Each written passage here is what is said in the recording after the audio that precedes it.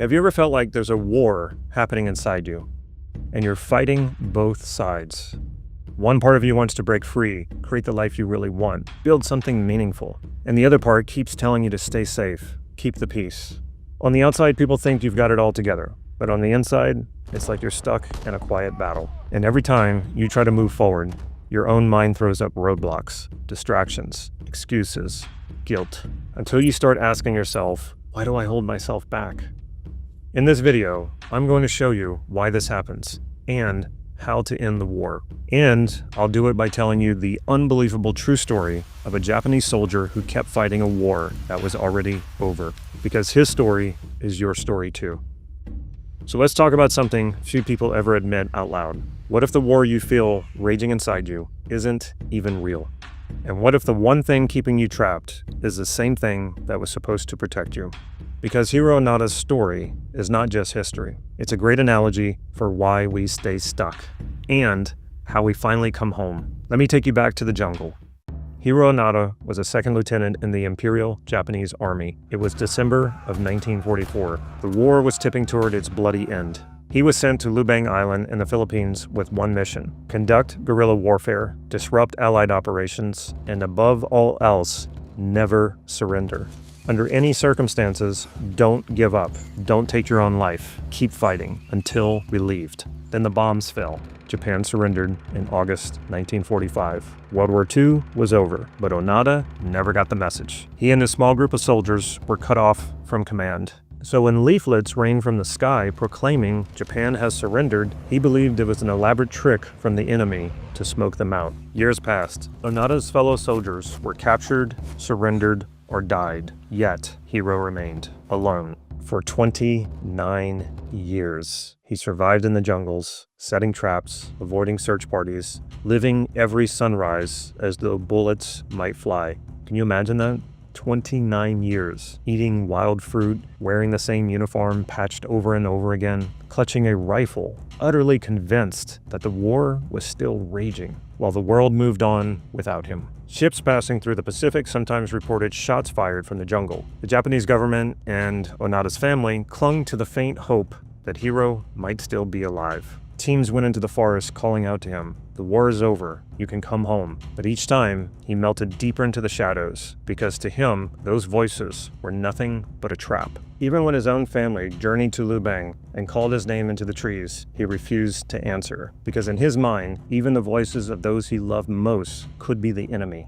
It wasn't until one final desperate effort. Officials tracked down Major Taniguchi, Hiroo's old commanding officer, now a bookseller in Japan. They flew him to the Philippines, had him don his uniform one last time, and venture into the jungle. Face to face with Hiroo, Taniguchi thanked him for his courage and gave him new orders. The war is over. You can surrender. It's time to come home. And finally, after 29 years, Hiroo Onoda lowered his rifle and stepped out of the jungle, into a world he didn't recognize. Instead of scorn, Japan gave him a hero's welcome. He became a living symbol of loyalty and perseverance, even though he'd been fighting a war that no longer existed.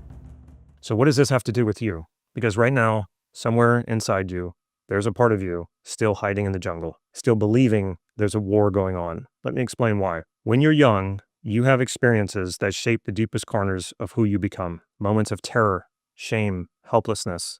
Moments that carve lines in your identity like scars in stone. And in those moments, a part of you makes a vow: never let this happen again. That part of you becomes a soldier. It issues orders to protect you, to keep you safe, even if it costs you everything. Life keeps moving. You grow up, you build skills, wisdom, new dreams. But that part of you, it's still in the jungle, just like Onoda was left in the jungle. And just like Onoda, that part of you has lost contact with the rest of who you've become. It doesn't know the war is over. So every time you try to break free, to create something new, to step into the person you want to be, that part rises up like a loyal soldier, determined to pull you back. It floods you with fear. It whispers doubts and invents distractions and excuses. Not because it hates you, but because it's still following orders from decades ago. And that's why willpower fails. That's why telling yourself, just push through, only deepens the war inside, because you're not fighting laziness. You're fighting loyal parts of yourself that believe they're saving you from the pain you never wanted to feel again. Think about a man who wants to step up at work, to take on more leadership, speak in front of others, advance his career. But the moment he pictures himself standing under those lights, his breath shortens, his body locks up. It makes no sense to him. He's intelligent, capable, yet every attempt to speak triggers a wall of fear. He might not remember why, but perhaps years ago, at just 7 years old, he stood in class, shared something, and the room erupted in laughter. Or a teacher snapped at him. In that instant, a part of him felt unbearable humiliation and issued a secret order. Never let this happen again. So now, as a grown man, every time he tries to speak up, that hidden soldier emerges from the jungle, and it pulls him back. Not to ruin his life, but to keep him safe. Yet that part doesn't realize the war it's fighting ended a long time ago. Or imagine a man in his late 40s. From the outside, his life looks secure, solid career, steady income, but inside, he's restless. There's a fire burning in him to create something of his own, to do work that matters. But every time he considers leaving his job, fear and guilt crush him. Why? Because decades ago, he watched his father's business collapse. He internalized the chaos, the shame, the fear of survival. And a part of him issued a silent command: always stay safe, never take risks. So today, any move toward change triggers alarms from that hidden soldier, trying to hold him back, trying to obey orders written 30 years ago. But again, the war is over. He's not a boy anymore. He has resources, knowledge, strength. He's living in a different world. And there's something even deeper I want you to see, because in Hiroo's story, it wasn't just that he was given orders, it was the kind of orders he was given. Onoda was told, disrupt Allied forces, a positive command, something to do. But he was also told, do not surrender. Do not take your own life. These were negative orders. They told him what not to do, but gave him no clear direction about what he could do instead.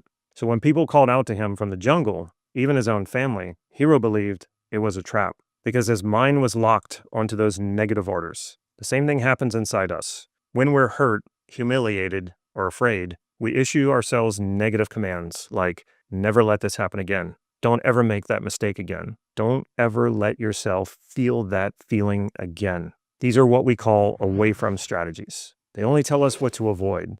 They give no map for where to go instead. And that's why resistance becomes so powerful and so persistent. Because when you try to push through it with willpower, you're just layering another don't on top of the original don't. You're resisting resistance. And that's how the war inside you grows even more intense. So it's not enough for these hidden parts of you to get new orders. They need orders that are positive. Orders that show them where to go, not just what to avoid. Think about the first time in your life when you failed at something that truly mattered. Maybe it was a relationship that fell apart, a career move that didn't work out. Reeling from that pain, you told yourself, don't you ever fail again. A part of you took that command and committed to it with absolute loyalty. To protect you, it buried the memory and the pain deep inside, so deep that it lost connection with the rest of who you are. And here's the trap. Because the order was purely negative, don't fail, that part of you had no idea what to do instead. And there's only one sure way to avoid ever failing again. Never try. So you stop pursuing the things that once excited you. You play it safe. You shrink your world until it's small enough to avoid risk. And this is why so many people reach midlife feeling stuck, living lives that look fine from the outside, but feel painfully empty on the inside. Because the order was clear: never fail again. And the only way to obey that order is to never truly live. Your inner soldiers need a mission they can actually fulfill. This is why fighting yourself only deepens the war, because discipline can't override loyalty that runs this deep. The solution is to go into the jungle, to seek out those loyal parts of you hiding in the shadows, to listen, to understand what they were trying to protect you from. And then, like Major Taniguchi did for Hiroo Onoda, give them new orders. Orders that fit the life you want to build now, not the life you were trying to survive back then. Remember this: you don't have to find every hidden part of you before you move forward. Don't go searching for all of the Hiroo Onodas inside you. Instead, pursue the life you want. Take steps forward. When resistance appears, and it will, that's your clue. That's your jungle rustling. Pause. Listen. Ask that part of you, what are you trying to protect me from? Whose orders are you following? What positive mission could you help me fulfill instead? Because these parts of you were never your enemy. They're loyal soldiers. They're just waiting for someone to tell them, it's safe now. The war is over. You can come home. And just like Japan gave Onoda a hero's welcome home, you can honor your resistant parts for what they're trying to do for you, because all parts of you are valid. Instead of getting angry at your resistance and blaming it for sabotaging you, you can turn your resistance into an ally and integrate it back into who you are. If you want to know exactly how to do this, step by step, I've created a free PDF that shows you how to integrate resistance and bring those loyal parts of you back home. Check the link below to download it, because the war is over and it's time to come home. Oh, and if you'd like to see me coaching a client through this process, click this next video on your screen.